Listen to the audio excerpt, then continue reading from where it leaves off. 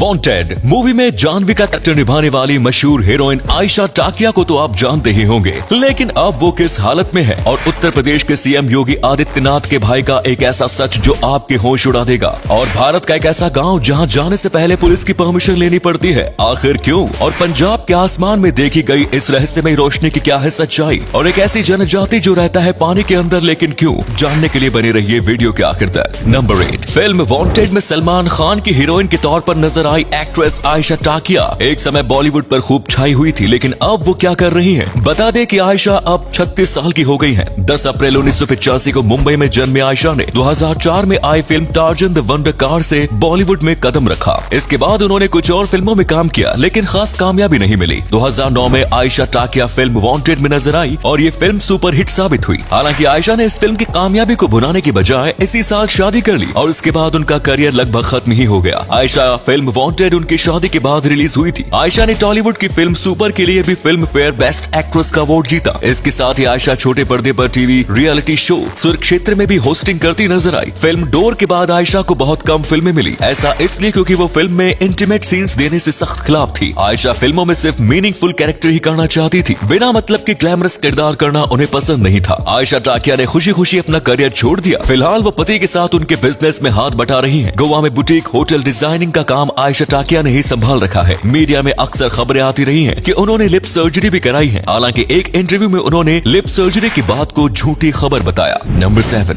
भारत को गांव को देश के नाम से जाना जाता है। यहाँ पर बहुत से ऐसे कई गांव हैं जो अपनी खासियत के लिए जाने जाते हैं, लेकिन आज हम आपको एक ऐसे गांव के बारे में बताने जा रहे हैं जहाँ पर जाने के लिए पुलिस ने गांव के बाहर ही एक नोटिस बोर्ड लगा दिया। पुलिस भी इस गांव में आने वाले हर व्यक्ति को सचेत करती है और किसी को भी इस गांव में जाने की अनुमति नहीं है। अगर कोई जाना भी चाहता है तो उसको पुलिस की इजाजत लेनी होती है। जी हाँ, ये सच है। हम बात कर रहे हैं उत्तर प्रदेश के मथुरा में स्थित हाथिया नामक गांव की, जहां पर पुलिस ने चेतावनी देते हुए बोर्ड पर लिखा है कि अगर कोई भी सीसीटीवी, स्क्रैप, जनरेटर, कैमरा, ईंट और जमीन खरीदने हाथिया गांव जा रहे हो तो सावधान हो जाए, क्योंकि आपके साथ धोखाधड़ी हो सकती है। मथुरा पुलिस के मुताबिक ये ठगों का गांव है।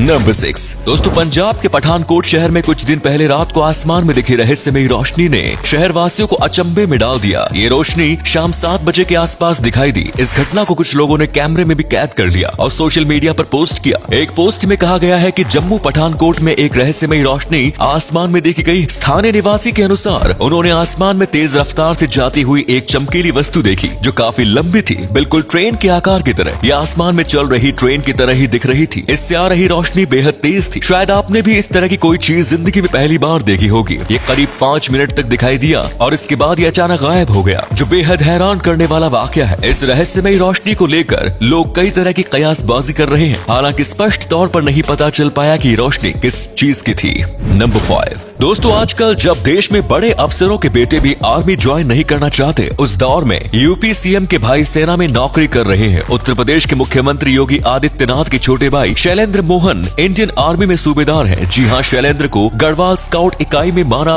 बॉर्डर के पास तैनात किया गया है। यहाँ पहाड़ी सीमाओं की रक्षा के लिए सैनिकों के रूप में केवल स्थानीय लोगों को ही रोजगार दिया जाता है। उन्होंने एक न्यूज में कहा था कि हम किसी भी सुरक्षा चुनौती के खिलाफ पूरे साल सीमा पर पहरा देते हैं। ये क्षेत्र हमारी मातृभूमि है, हम इसे किसी भी कीमत पर सुरक्षित रखेंगे। उनकी ये बातें कई सारे नौजवानों के लिए एक प्रोत्साहन है। एक लाइक तो शैलेंद्र जी के लिए बनता है भाई। नंबर 4, दोस्तों, आपको जानकर हैरत होगी कि पंजाब के अमृतसर जिले से लगभग 240 किलोमीटर दूर राजसंशी इलाके में एक महिला ने एक ऐसी बच्ची को जन्म दिया है जिसका पूरा शरीर प्लास्टिक का बना हुआ है। बच्चे के इस रूप को देखकर बच्चे के माँ बाप समेत डॉक्टर भी हैरान है। डॉक्टरों ने कहा कि बच्ची को एक विचित्र तरह का चर्म रोग है जिसका इलाज होना तुरंत होना जरूरी है। बच्चे की प्रतिक्रियाएं भी काफी अलग हैं, जैसे कि इस बच्ची को कोई छूता है वो जोर जोर से रोने लगती है, तो वहीं दूसरी ओर इस बच्ची का मुंह हमेशा ही खुला रहता है, जिसके कारण वो ना तो खा सकती है और ना ही कुछ पी सकती है। जहां स्थानीय लोग बच्चे को देखकर तरह तरह की अंधविश्वासी बातें कर रहे हैं, वहीं दूसरी ओर डॉक्टरों का कहना है कि बच्ची को कोलोडियन रोग है। जिस बच्चे को ये रोग होता है उसकी चमड़ी शरीर से प्रत्येक 3-4 सप्ताह में अपने आप उतरती रहती है। इस दौरान शरीर की चमड़ी फट जाती है, जो कि काफी दर्दनाक होता है। बच्चे के घर वाले बच्चे के स्वास्थ्य को लेकर बहुत ज्यादा चिंतित हैं, तो वहीं डॉक्टर बेबी का इलाज कर रहे हैं। उसे ड्रॉप के जरिए पानी और दूध पिलाया जा रहा है। जन्म के समय उसे और उसकी माँ को कोई तकलीफ नहीं थी। बावजूद इसके के कोलोडियन बेबी का जन्म हुआ है। नंबर 3, बजाओ एक ऐसी जनजाति है जो शुरू से लेकर आज तक अपनी परंपराओं पर चल रहे हैं। इनकी परंपराओं में किसी भी तरह का कोई बदलाव नहीं हुआ है। ये लोग न ही टेक्नोलॉजी का इस्तेमाल करते हैं और न ही उसके आने के बाद बदले। ये समुद्र के बंजारे हैं जो फिलीपींस के सुलू नदी में रहते हैं। बजाओ लोग समुद्र के बीचों बीच रहते हैं और वो शायद ही कभी जमीन पर आते हैं। जमीन पर केवल वो अपने मरे हुए लोगों को दबाने या अपने लिए नई बोट बनाने आते हैं। इन लोगों की कोई राष्ट्रीयता नहीं होती और इनका कोई निवास स्थान नहीं होता। नहीं ये लोग पैसों का लेन देन करते हैं। ये लोग बिना किसी डाइविंग उपकरण के भाले से मछली पकड़ते हैं। उनके पास उस दौरान पानी के अंदर जाने के लिए भी कोई ऑक्सीजन टैंक नहीं होता। फिर भी ये लोग पानी के अंदर अपने सांस को रोक कर रख सकते हैं और यही इन लोगों की खासियत है। इनके यहाँ शादी पर लोग रंगीन कपड़े पहनते हैं। दूल्हा और दुल्हन के कपड़े सबसे ज्यादा रंगीन होते हैं। माना जाता है कि जिस महिला के जितने रंगीन कपड़े हैं वो उतनी ही प्रभावशाली है। इन लोगों की संस्कृति बाकी दुनिया से बेहद अलग है। सदियों से ये जनजाति गुमनामी में रह रही थी, लेकिन अब इन लोगों को पहचान मिलने लगी है।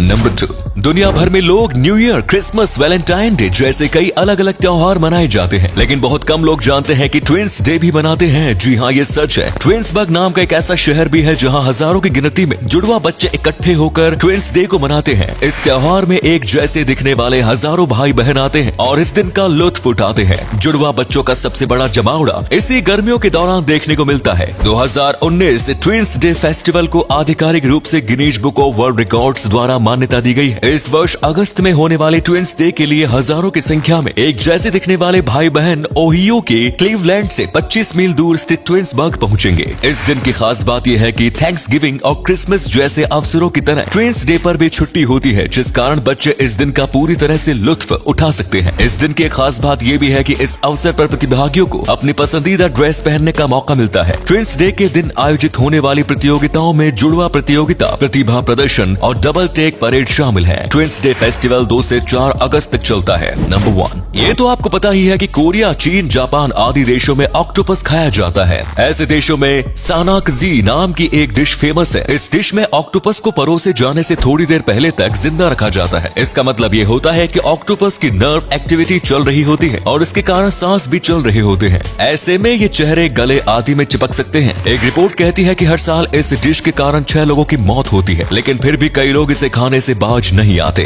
तो दोस्तों, ये थे कुछ अमेजिंग फैक्ट्स। इनमें से कौन सा फैक्ट आपको सबसे जबरदस्त लगा, कमेंट्स में जरूर बताएं। आज का वीडियो हम यहीं पर एंड करते हैं। उम्मीद है वीडियो अच्छी लगी होगी। वीडियो को लाइक जरूर करें और अपने दोस्तों के साथ इसे शेयर करना ना भूलें। मिलते हैं एक और धमाकेदार वीडियो के साथ, तब तक के लिए धन्यवाद।